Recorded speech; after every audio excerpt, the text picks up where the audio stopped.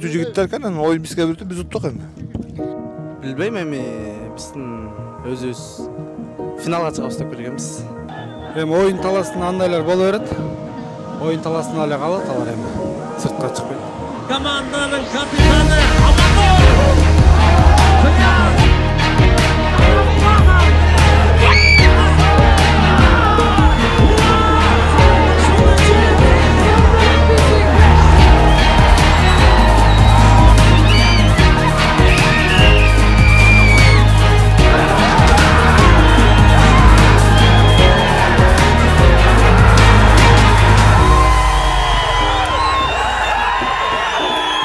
Корку сезимдер болду. Биз ушуга тактика коюп чыкканбыз өзүбүздүн. Тажрыйба жеңип кетти деп ойлойм. Ошол. Барыңыздарга салам. Бул Жылдыз Тайм YouTube каналы. Бүгүн сиздер менен Бишкек шаарыбызда өтүп жаткан муундар аралык оюнун чагылдырып бермекчибиз. Азыркы учурда жарым финалга келип жеттик.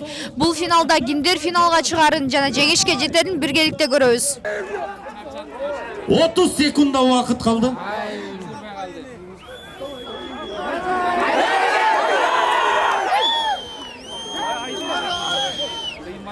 20 секунда kaldı.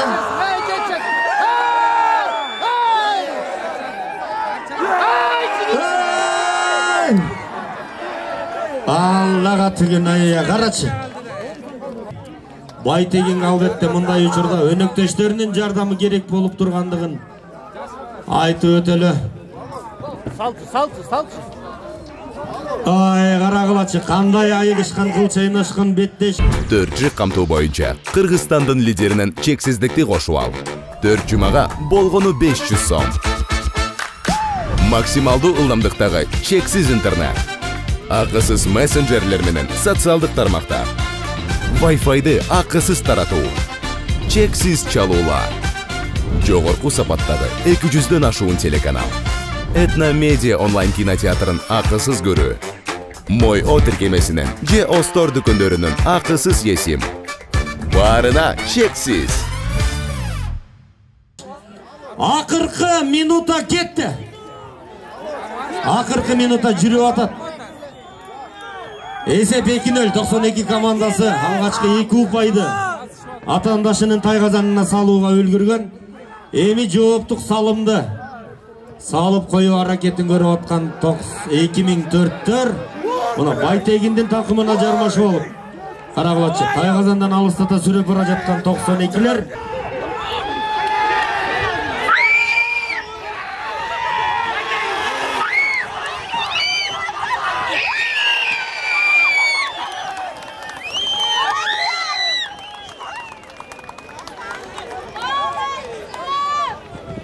Өзүңүздөр көргөндөй, азыр 92-лер менен 2004-төр сонун бир оюн куруп беришти. Оюн сиздер үчүн кандай болду?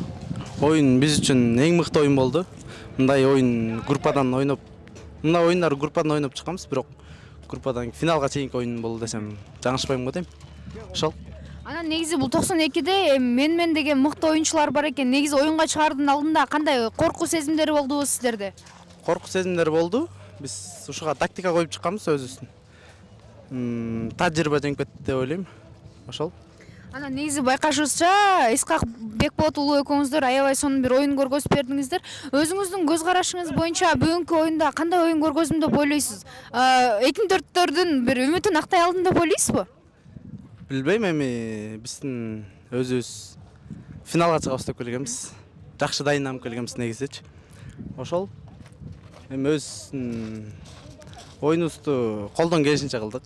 Анан актадык деп айта албайм. Ошол. Негизи бул оюнга сиздерде кандай жакшы эле даярдыктар болду беле? Буга чейин 2004-төр чогулуп. 2004-төр негизи чогулуп бир тренировка алганбыз. Ошо бир тренировка менен эле ошо таластын аттар салып келип, бир күндө эле чогулуп оюнга чыктык. Ошол сбор өткөн жокпуз. Ошол. Эми ушун менен сиздер 3-орунга чыгасыздар, э? Ооба, буйруса 3-орунга дагы жакшы дайындалып келебиз го. 3-орунда сиздер кимдер менен карама-каршы ойнойсуздар? Кайсы муундар менен?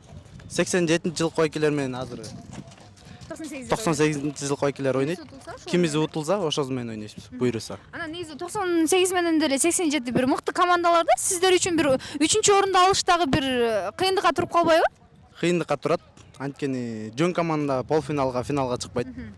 Ошол. буюрса колдон келишинче аракет кылабыз. Анда сиздерге алдыда оюндарга ийгиликтер каалайбыз. Спасибо. Onun dengelde ötüp olan Kuday buyursa.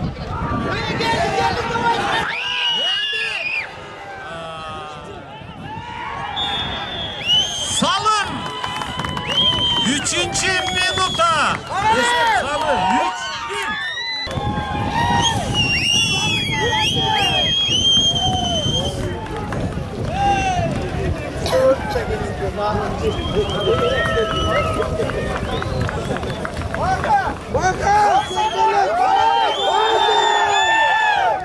Токсон экинчи жылкы муундар жеңишке жетишти. Жеңишиңиздер менен куттуктайбыз. Чоң рахмат. Бүгүнкү оюн сиздер үчүн кандай болду? Жаш кенже оюнчулар болсо да мыкты оюнчулар экен, Булар жылдыз урам экен, булар да. Алардын арасында 4-5 бала экен, аябай күчтүү. Булар чын айтканда бизден 10 жаш күчү балалар. Булардын кыймылы дагы, ылдамы дагы күчтүү жигиттер экен. Оюн бизге бүтүп биз уттук эми. Анан негизи бул муундар аралык оюн биринчи жолу болуп жатат да. 92-лердин даярдыктары кандай болду негизи? Бул негизи Кыргызстан ичинде айла болуп жүрчү. Анан кийин ушул дайындыгы чын айтканда биз оюнга аз калганда 1-2 күн калганда чогулуп дайындандык. Анан бөлөк муундарга мындай салыштырмалуу мындай 3-4 жолу тренировка кылган жокпуз. Бир жолу тренировка кылып анан оюнга чыктык. Анан бул башка 7 мамлекет 7 областтан болуп аткан үчүн 7 областтан оюнчулар чыгып атпайбы? Башка областтарда мисалы оюнга катышпаса дагы сиздерге спонсорлук кылыштыбы? Мисалы аталып бериштиби же башка жагынан? Чын айтканда бизден Кудай куткарсын 92-лердин ынтымагы Кудайга шүгүр экен. Баарыбыз ошо жапа тырмак бир муштундай баарыбыз биригип, жет тубандан ошо досторубуз ушу бизди колдоп, коштоп, аталып бергендер аталып берип, мындай моральный жактан, материалдык жактан да колдоп, коштоп, күнүгө келип ушерге тамагыбызды берип, ошол жерде бизди колдоп, коштоп ушул жерде турат 92-лердин намысы үчүн деп. Ошо жигиттерге чоң рахмат, Алла ыраазы болсун, иштен ийгилик. Ошо 92-лердин ынтымагыбыз ыдырабасын, мындан ары бекемдесин деп айтпакчымын. Анан негизи азыр саналуу эле командалар калды да. Азыр сиздер кайсыл команда менен ойноруңуздар белгилүү боло элек, бирок ушул команда бизге туруштук бере алат деп кайсы команданы айта аласыздар? Кайсы муунду? Чын айтканда берге ар бир муун күчтүү экен. Муну күчтүү, тигини күчтүү деп айтыш кыйын. Алдыда ошо 87-жылкы байкелер менен 98-ci инилер ойнойт. Ошонун кимиси утуп чыкса, ошо менен биз Кудай буйрса финалга ойнойбуз. Анда сиздерге алдыда оюндарга ийгиликтер каалайбыз. Рахмат.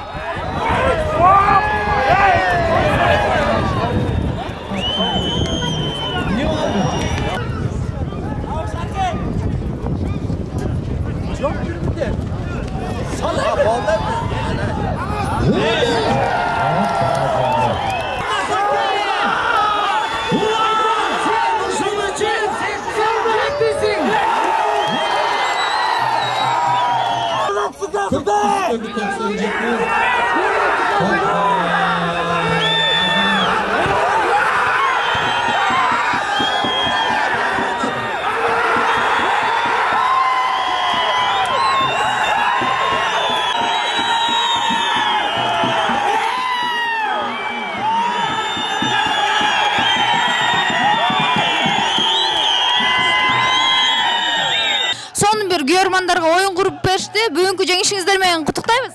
Чоң рахмат. Бүгүнкү оюн сиздер үчүн кандай болду? Бүгүнкү оюн эң оор оюн болду. Бүгүнкү жерде лай болуп, чыла болуп, улакта көтөрүлбөй. Байкелерде жылдыздуу курамдар высший лигада ойноп жүргөн байкелерибиз баары. Жакшы оюн болду.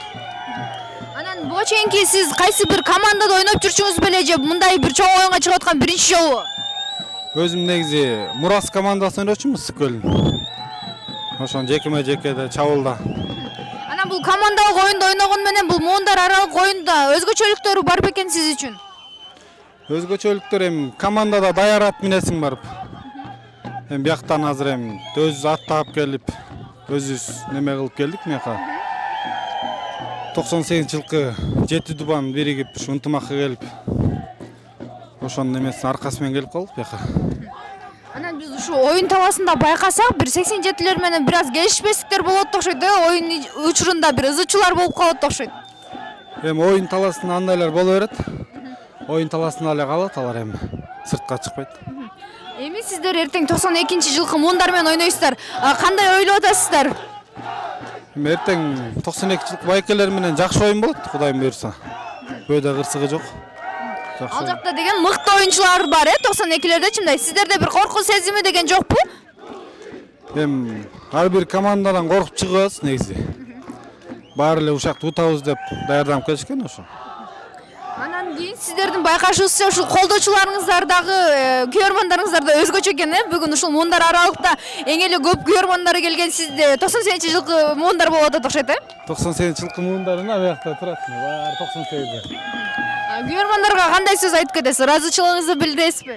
Күйөрмандарга чоң рахмат, Жеттубандан келип, баары бири калбай Москвадан бери учуп келишти ушул оюн деп. 3 балабыз учуп келип мына бияктан. Ушу колдоп берип аткан баарына 98-лерге чоң рахмат деп ыраазычылык билдирет элем. Анда сиздерге эртеңки оюнга ийгиликтерди каалайбыз. Чоң рахмат.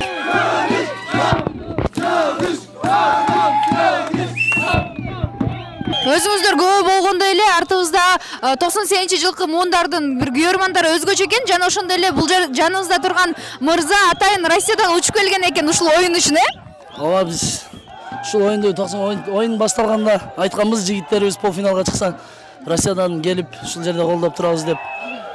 Сүйүн деген досу сөз бергенбиз. Финалга чыкты жигиттер, полфиналга чыкты, келдик. Аллахым буйруп бүгүн финалда ойноп, финалды дагы полфиналда ойноп, финалга чыкты биздин жигиттер. Анан биздин байкашуубузча ушул жакта эң эле бир колдоп жаткан ушул 98-жылкылар экен да. Кандай спонсорлук кылып бердиңиздер бул оюнчуларга?